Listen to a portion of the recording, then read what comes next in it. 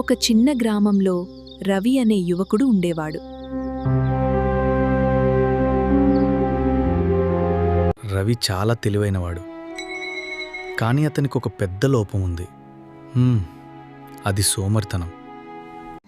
తాతయ్య చెప్పిన పని ఉంది కదా, నేను తర్వాత చేస్తానులే. ఇప్పుడు నాకు కొంచెం నీరసంగా ఉంది. రేపు చేస్తానంటావేంటి? ఆ పని ఈరోజే చేయాలి. రేపు చేస్తాను, ఖచ్చితంగా చేస్తాను. కానీ రవి స్నేహితుడు సురేష్ మాత్రం చాలా కష్టపడేవాడు. సమయాన్ని వృధా చేయకుండా ప్రతిరోజూ చదువుతూ ముందుకు వెళ్ళేవాడు. ఇలా రోజులు, నెలలు, సంవత్సరాలు గడిచిపోయాయి. చాలా ధన్యవాదాలు. అభినందనలు సురేష్, అద్భుతమైన పని. మేం గర్వంగా ఉన్నాము. కాలాన్ని వృధా చేసిన రవి ఇప్పుడు తన తప్పును గ్రహించాడు.